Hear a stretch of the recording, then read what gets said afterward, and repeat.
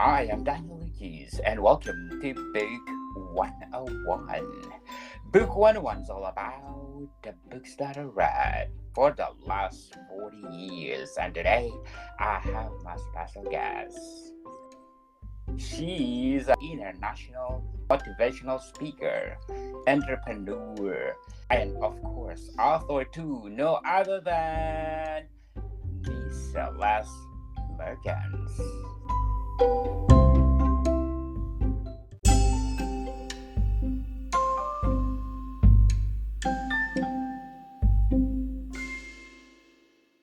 Miss Celeste, can you please introduce yourself? So good to be with you, Daniel. You're right, am an author and the founder of a global nonprofit, Days for Girls. And Days for Girls has reached almost 3 million women and girls in 145 countries, doing something that makes a huge difference, but something that might be surprising to your guests, and listeners. We help people have access to menstrual care products and health education, which gives them back days of opportunity, education, health, and makes periods no longer a problem. So people have the strength of every day. So it's a global network of phenomenal individuals, and they together make the impact of reaching 3 million women and girls plus their communities. I I really specialize in understanding that we all have strength, and when we come together, amazing things happen, and that no trauma in any community or individual defines them. It's how we respond that matters. Miss Celeste, we salute you for doing all these things in the world. You empowering women nowadays. Tips how to empower women. I think that really all of us, no matter who we are or where we live, are empowered. The problem is that barriers can be in the way, and some of them are just culturally manufactured, like menstrual stigma and shame. What are we afraid of? It connects us all. None of us would be here without it, but we somehow have, without the education of what it is, created stigma about it everywhere. It's one of the world's most pervasive taboos. And this is surprisingly one of the barriers, but there are others as well. And we believe them.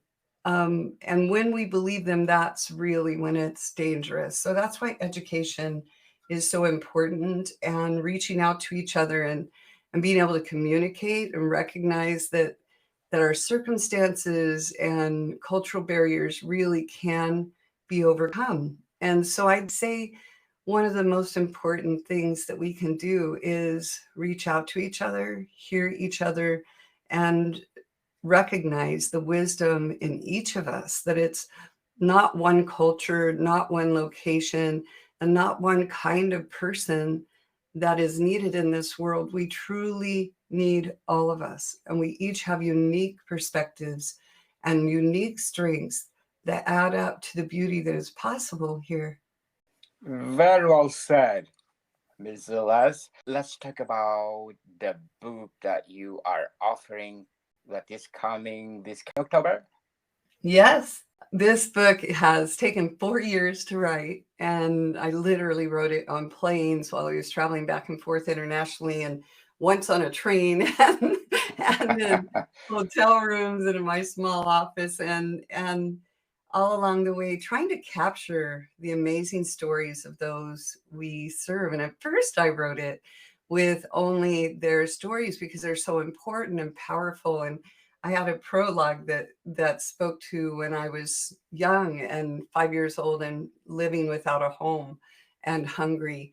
And a moment that was a big aha for me when a woman threw an apple in a dumpster nearby me, and it had been a while since I'd eaten, and I was trying to contemplate if I could climb in and get it and still get out when I felt that feeling of someone looking at you. And sure enough, she was looking me up and down, and she said, "Where are your shoes, girl?" And I answered, and I remember because I played this moment over and over in my head through the years, thinking how awful she was. Um, I said, "I'm toughening my feet." And the look she gave me, it was like a mirror turned around and I could see that she saw a small, unkempt girl with dirty feet and too small clothes. And that for a moment I felt small and poor and ashamed. And then this warm feeling rose up that, are you the poor girl? Are you the hungry girl? And this assurance, I am not. I am not from here. I am not this place. And I wanted to tell her that. And she'd already turned and gone.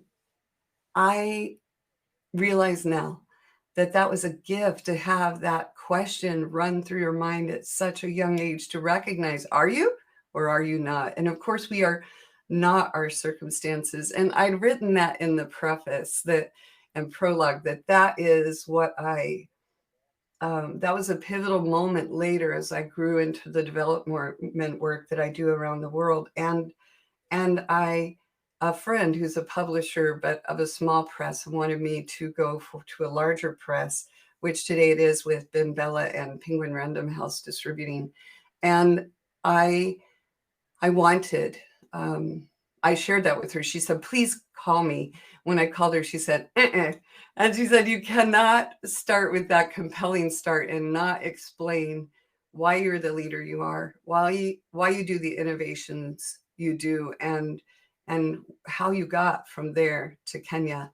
And so today, 4 versions later, it is written with a timeline starting from what I learned as a young girl, and it took courage to do it, honestly. But I'm really grateful that early readers are saying that it's life changing for them, and that's what I hoped. I truly yearn for it to be a love letter to the world, to call us to recognize that together we can do amazing things. Definitely, Miss Celeste.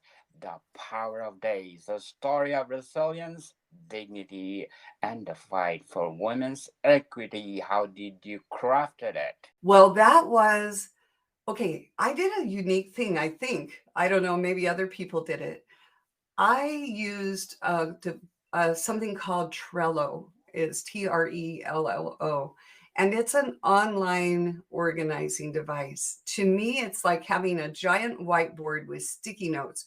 Only the sticky notes allow you to drop in a Google Doc or a photo or a list. And so it's free. And I used that. I dropped in as I went quotes that I found that I thought might be good for the book. I dropped in, I'd think of a story that maybe should be in the book, and I would quickly write the first draft, just like keywords and quick sentences without editing myself into a Google Doc.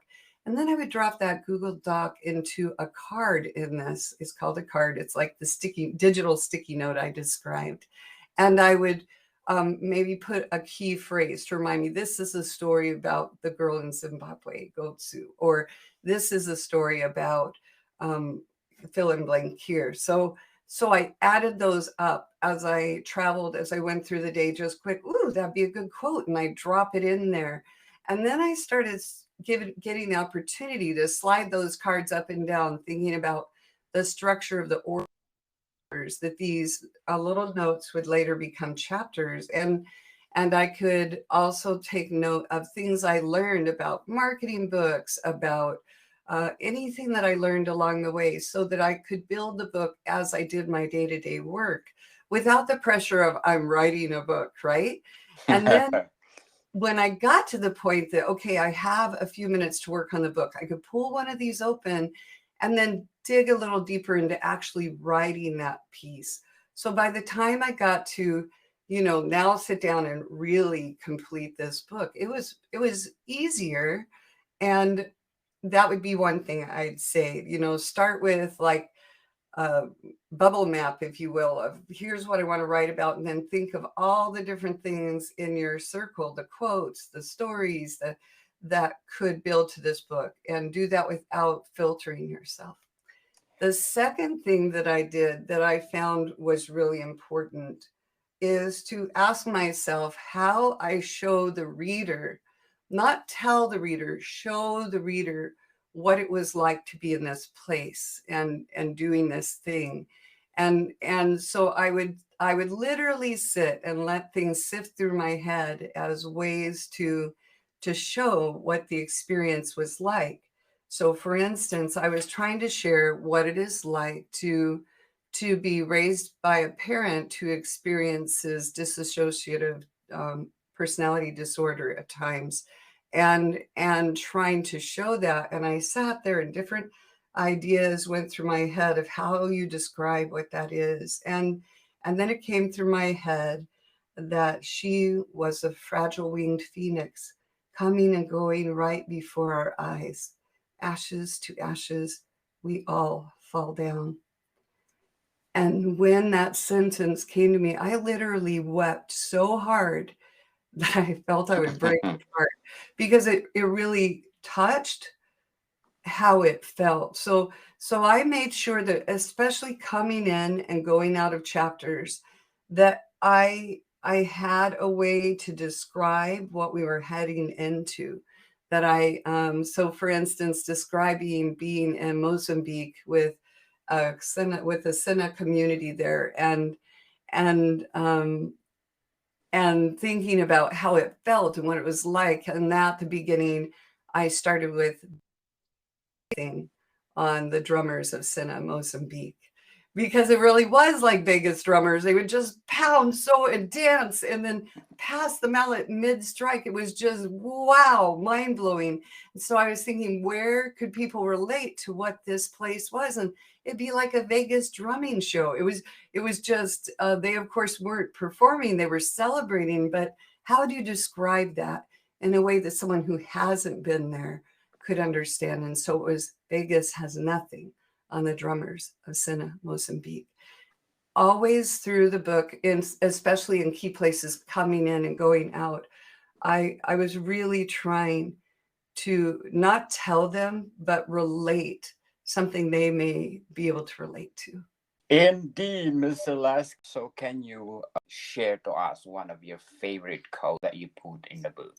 There are so many. I actually liked the quotes that I got to feature of others at the beginning of each chapter. And each chapter it was such a delight to find those as well, because they really need to evoke the chapter itself. Um, Unfortunately, I don't have the book in front of me. I should. But each chapter, finding the quote that would work great for that chapter was also kind of a challenge. I was glad I collected them as I went. I would say that if you look them up on Pinterest or other places like that, be careful, because when we got to the part of editing, they had to do with, checking all the facts. So there were 4 parts of editing. The first part was just seeing the structure of the book. How many sections should it be? And they switched it from 3 to 4. And then the second part of editing was, for me, was the actual editor, who you think of as an editor that looks at the lines and says, this is a little confusing to me, or this sentence should maybe be a little different. And then which was an incredibly delightful process.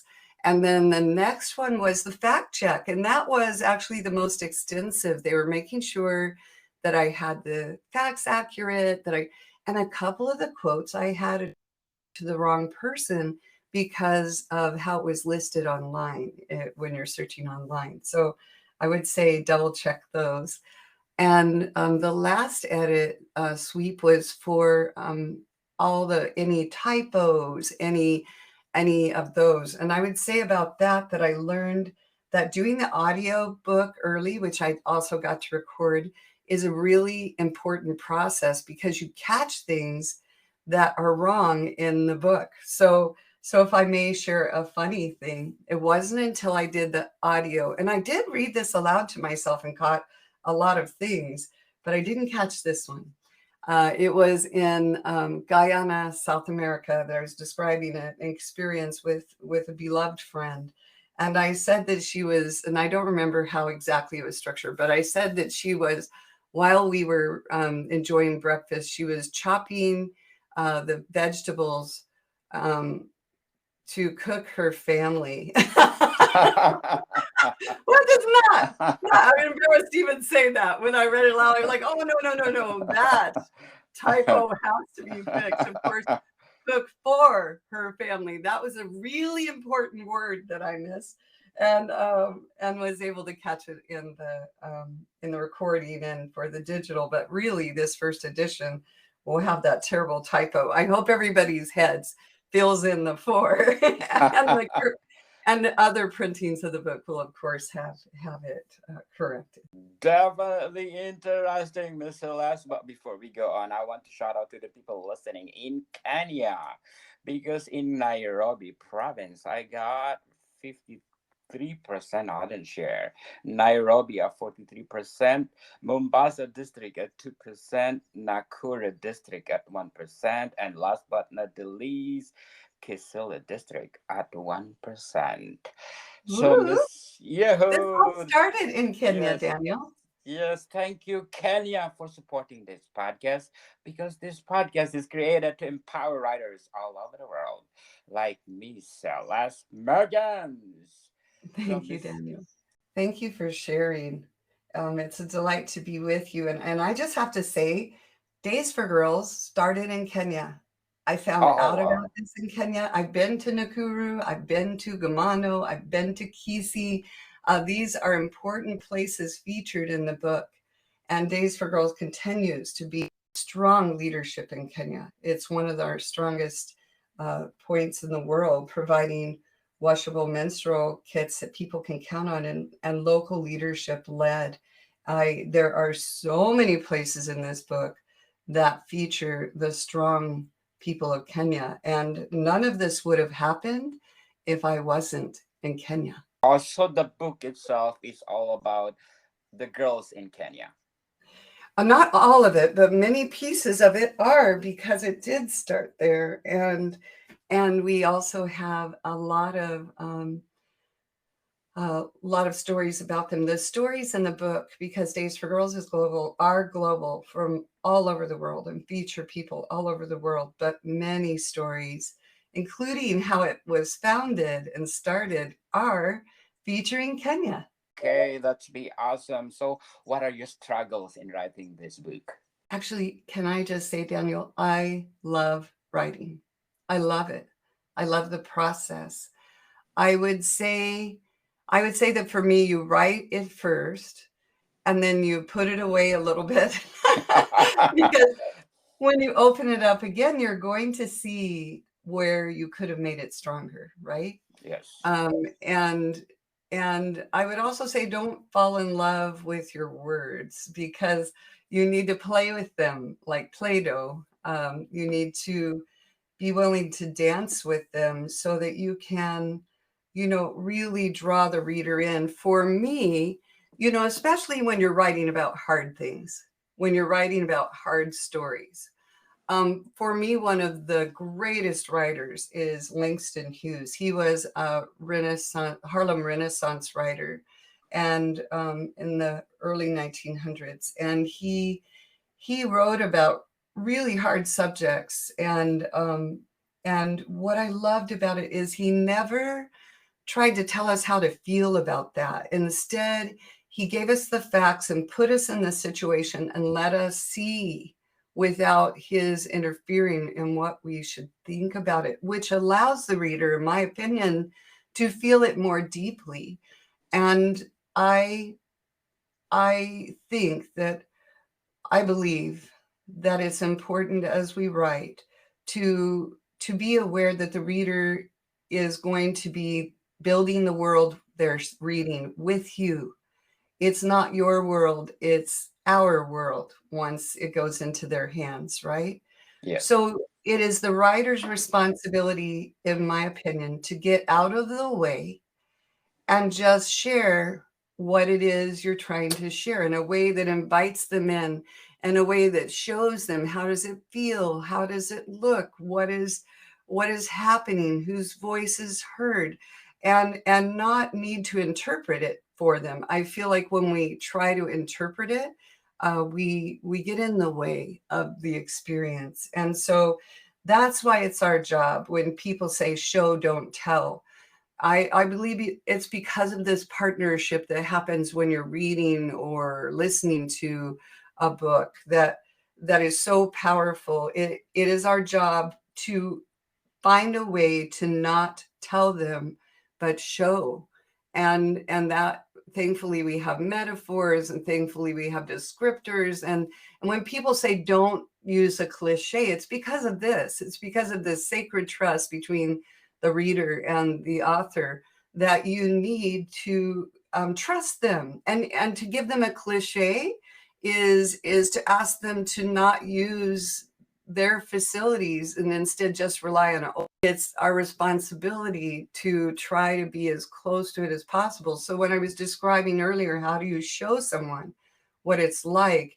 I cascaded different ideas through my head. It would this work? Would this work? Would it? And just let it free flow until I hit on one that really, really, to me, struck the chord of how it felt for me. And and I think that that's the challenge for writing. It's the calling for writing, and it's an exercise really worthwhile, but one that takes conscious commitment.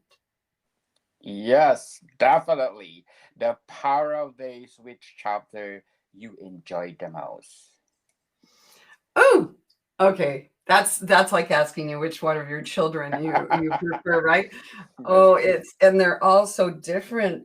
I hope everyone feels they're different. I There's actually a chapter that is about my father, my stepfather, and this chapter is really short, and it's really about um, how I had allowed myself for years to feel like I missed out having a dad that loved me, right? That little vacant place in your heart. And when I finally got to the place of letting that go, it's called Sticks, Stones, and Gravity, this chapter. And recognizing, referring back to that sticks and stones may break my bones, but words will never hurt me, and how much words really do.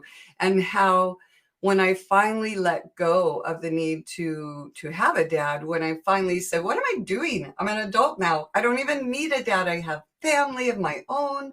I have all these beautiful friends, and I have a life of my making. What am I doing holding on to this little piece of pain? And I let go. And how letting go just pulled me out of the orbit of the pain that I had experienced from holding on, and that I was able to just feel so free by having that aha and going, hey, he was probably doing the best I can. He Honestly, it's none of my business why he did it, or it's only my business to decide what I'm going to do with it. And right now I'm deciding on letting go. I don't need to identify in any way with the abuse from him. And how freeing that was. And here's the miracle, Daniel. I'm giving away a spoiler. Um, yes. he showed up on my porch. I promise my family can witness to this. Showed up on our porch 2 days later. Showed Wow. up. And you're like, and I got the call when he was going, I'm coming. What's your address? I'm like, what? Coming where? And, your house. And I'm on the ferry right now, just 45 minutes away. I'm like, what? And then it was this beautiful moment that's in the book, and really proof of how when we can let go, um, incredible things happen when we choose to not allow someone else or some time else to define the emotional pain we do or do not carry. It was amazing and miraculous, Daniel. And so for me, that short chapter is actually when I secretly hope people leave going, wow, where can I let go? And so that's one of my favorites because it's a secret heart wish being sent to the world. Yes, people. It's priceless to let it go. So Hmm. before we go on, Miss Celeste, I'm inviting you to listen to my other podcast, Food 101, our third season with Chef Alessandro, one of the best executive chef in one of the best restaurants in downtown Toronto. So please do listen to our latest episode. We talk about Grissini, people, one of, let's say, trademark of Italian cuisine. Plus, one more, our books are out. Not only one, but 7 volumes. Food 101, Volume 1 Basics, until to 7. It's available on Amazon and leading online bookstores worldwide. Yes, it's the title of Days, a story of resilience, dignity, and the fight for women's equity. And it's available everywhere that you buy books, and will be available in ebook and audio as well on October 3rd. But you can pre-purchase. I think you can pre-order the ebook starting now. I'm excited. Now you'll be part of the history of what happens next with this book, and you never know, and I'm really hoping that it will start a real storm of people recognizing the power they have to make a difference in the world. So you get to be part of history, and here's hoping that it becomes something you can be proud of. So, Miss Celeste, if you compare the power of this story of resilience, dignity, and the fight for women's equity to the moment of life, how empowering women changing the world by Melinda Gates. Oh, I wouldn't want to compare to that. She did a brilliant job. She's such a remarkable woman, and so generous. She didn't have to choose to focus her wealth on making a difference in the world. And my hat is so off to her for that. And the similarity would be that we both are sharing the story of the phenomenal people that we've met along the way, and allowing their voices to be heard and their stories, and elevating our shared stories. That would be where the similarity is. And certainly it's just so beautiful to watch what people can do no matter where they are in the world, and how important their stories really are. So I would say that that's where similarity could be drawn. Very well said, Miss Celeste. I read this book by Kara Cooney, When Women Ruled the World, Six Queens of Egypt. In ancient time or Egyptian times, woman reigns. So do you think in the 21st century, what makes women reign? What makes women reign? Yes. I would say, oh, here's the truth. This is an actual fact. Um, and before I say this, I want to say that we have found Days for Girls has a component called of our curriculum called Men Who Know, because even menstruation, the movement can't happen unless all of us understand what menstruation means to all of us, and we break the stigma and shame together and say enough. This is basic biology, and we're going to make sure everyone has what they need, and that we're not ashamed to talk about this. This is basic and important. That takes all of us. And I actually think that it's important that we don't try to make one gender any more important than another. I think it's important that we need all of us. And then I'll come back to the fact, I was in Zimbabwe, and there was a poster on the wall, and it featured the bird of Zimbabwe, and it showed one wing up and one pin to the side, and it said, um, our world will never thrive until all of us take wing. And it was about women's equity.